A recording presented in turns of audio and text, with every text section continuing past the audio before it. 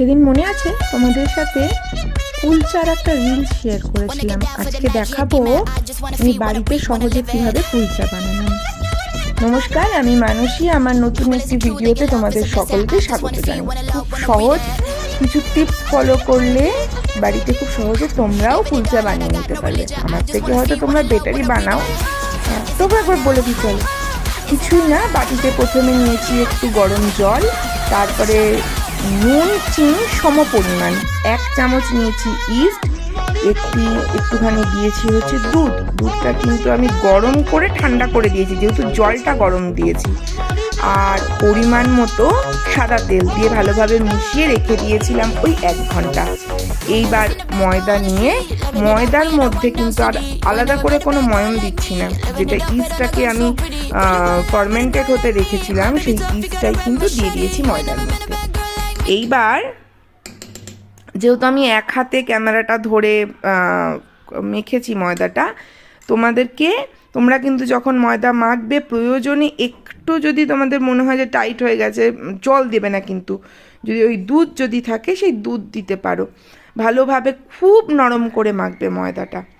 এইবার মাখা হয়ে গেলে ওপর থেকে একটু তেল দেবে। এইবার আমার কুলচা করার 2টো ভুল আমার হয়েছিল, সেই ভুল দুটো তোমাদেরকে বলে দিই যাতে তোমাদের ভুল না হয়। আমি না এই যে ফার্মেন্টেড হতে যখন রাখলাম ময়দাটাকে মেখে, আমি মোটে 1 ঘন্টার জন্য রেখেছিলাম, তাতে খুব বেশি ময়দাটা ফোলেনি। তোমরা চেষ্টা করবে মোটামুটি 3-4 ঘন্টা মেখে রাখতে। আর ইস্টটা 1 চামচের জায়গায় আমি যেহেতু 2 হাতা ময়দা নিয়েছিলাম আর একটু বেশি লাগতো, ওটা আমার একটু ভুল হয়েছে। যাই হোক, রুটির থেকে একটু বড় সাইজের লেচি করেছি, লেচি করে একটু আটার গুঁড়ো দিয়ে এরকম সাইজের বেলে নিয়েছি। এইবার হাতের সাহায্যে একটু জল দিয়ে এইবার ওপরে ধনেপাতা কুচি আর সাদা তিল ছড়িয়ে দিয়েছি। খুব আলতো করে উল্টিয়ে অপোজিটেও একটু জল দিয়ে চাটুতে দিয়েছি। চাটুটা আগের থেকে একটু গরম করে রেখেছিলাম। এইবার যে উল্টিয়ে যে কুলচাটাকে যে 2 পিঠ ভাজবো সেই ভিডিওটা আমি নিয়েছিলাম, কিন্তু ভুল করে ডিলিট করে ফেলেছি।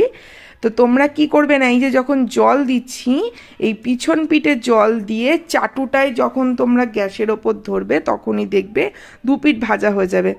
আর একটা সত্যি কথা বলছি, কখনো কখনো 2 পিঠ এরকম ভাজতে পারছিলাম না বলে আমি খুন্তি দিয়েই উল্টে দিয়েছি, কিন্তু তবুও যথেষ্ট নরম হয়েছিল, কিন্তু আর একটু ভালো হতে পারতো। ঠিক আছে, প্রথমবার তো।